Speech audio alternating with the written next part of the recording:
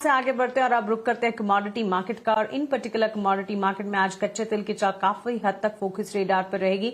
Rising trend हमने oil में देखा है, ट्रंप की तरफ से जो फ्रेश थ्रेटन्स आते हुए दिखे हैं उसकी वजह से।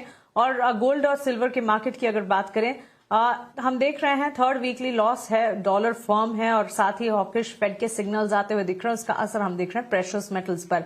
लेकिन चलिए और ज्यादा डिटेल में समझते हैं हमारे कमोडिटी मार्केट एक्सपर्ट से। केडिया कमोडिटीज के अजय केडिया अब हमारे साथ जुड़ चुके हैं। अजय, गुड मॉर्निंग, स्वागत है आपका ईटी नाउ स्वदेश पर। ईरान की तरफ से दोबारा स्ट्रेट ऑफ हॉर्मुज बंद करने की खबरों से हम देख रहे हैं कच्चे तेल में उबाल। सबसे पहला तो सवाल, क्या स्ट्रेट ऑफ हॉर्मुज बंद होने का खतरा फिलहाल सिर्फ एक सेंटिमेंट है या सप्लाई डिस्ट्रप्शन की वास्तविक आशंका है? और अगर ये हो जाता है तो फिर ब्रेंट $85 to $90 का स्तर कितना जल्दी देख सकता है? Very good morning. बिल्कुल ऐसा लग रहा था कि ये 19 तारीख की जो बैठक है वो सक्षम हो जाएगी कि जिस ढंग से कच्चे तेल में जो गिरावट आई थी वो लग रहा था, लेकिन जिस ढंग से हमने अभी आगे के टेंशन बढ़ते हुए देखे, मुझे लगता है उसी का रिएक्शन है कि प्राइस आज ऊपर ट्रेड करता हुआ दिख रहा है और अब धीरे मुझे लगता है फिर से ये 85-88 की तरफ बढ़ता हुआ दिखाई देगा। जिस ढंग से ईरानी स्टेट मीडिया ने कंफर्म किया है कि जो वॉर इन लेबनान चल रहा है वो कंडीशन में फर्दर टॉक तो नहीं हो सकती है और कहीं ना कहीं इसकी वजह से ही मार्केट में तेजी का रुख कंटिन्यू रहेगा। तो मुझे लगता है पिछले हफ्ते की गिरावट के बाद इस वक्त से कच्चा तेल रिकवर करता हुआ दिखाई देगा। जुलाई वायदा 7,200 पे लेके चलेंगे, 7,080 के स्टॉप लॉस से 7,450 का टारगेट रहेगा। टारगेट छोटा ही रखिए because much of the time अगर ऐसे कुछ नए अपडेट्स आएंगे तो मार्केट अपने आप को वॉलेटिलिटी वाले जोन में आते हुए देखेगा। शुक्रिया केडिया जी। गुड मॉर्निंग, गुरप्रीत बात कर रही हूँ। अजय जी, बात करें अगर साथ ही में गोल्ड और सिल्वर की, यूएस ईरान को लेकर जो तमाम खबरें आ रही हैं उससे गोल्ड और सिल्वर के प्राइसेस भी काफ़ी वॉलेटाइल बने हुए हैं। आगे सोने चांदी में क्या करना चाहिए?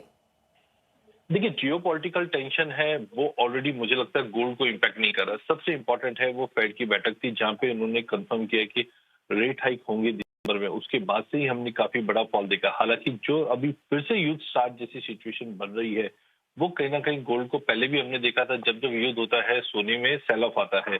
तो मुझे लगता है हाँ, पिछले हफ्ते की गिरावट के बाद आज हो सकता है प्राइजेस में थोड़ी बहुत रिकवरी मिल जाए, but overall trend June month का, जुलाई मंथ का मुझे अभी भी वीक लगता है। बिल्कुल इंटरडे के लिहाज से अगर मैं बात करूं तो मुझे लगता है थर्सडे और फ्राइडे की गिरावट के बाद मार्केट में थोड़ी बहुत रिकवरी रहेगी। आज 1,47,000 में लीजिए, 1,49,000 का टारगेट रहेगा, बट ध्यान रखिए ये जस्ट एक रिट्रेसमेंट है।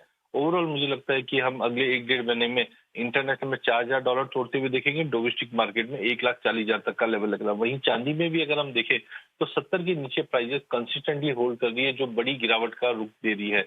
बट आज इंट्राडे में 2,33,000 पे लेके चलेंगे। 2,38,000 का एक छोटा जंप दिखेगा क्योंकि शुक्रवार को यूएस मार्केट हॉलीडे मोड पे थे, उसकी वजह से ये रिट्रेसमेंट रहेगा, बट उछाले पे वापस बिकवाली भारी होते हुए दिखाई देगी। ओके, तो चलिए फ्राइडे सेशन क्योंकि यूएस मार्केट्स बंद थे तो रिट्रेसमेंट नजर आ सकता है बुलियन मार्केट में, लेकिन स्ट्रेटजी बाय कॉल्स की ही है बोथ एनर्जी पैक और बुलियन मार्केट पर। अजय जी, बेस मेटल की चाल में कितनी क्लैरिटी नजर आ रही है और क्या यहाँ पर खरीदारी के मौके इन पर्टिकुलर किसी बेस मेटल पर बनते हैं? आप बिल्कुल इंट्राडे के लिहाज से आप करके चलिए क्योंकि पूरे ही आइटम में मुझे लग रहा है तेजी दिखेगी, क्योंकि कॉपर में भी हमने थर्सडे फ्राइडे बहुत अच्छे फॉल आते हुए देखे।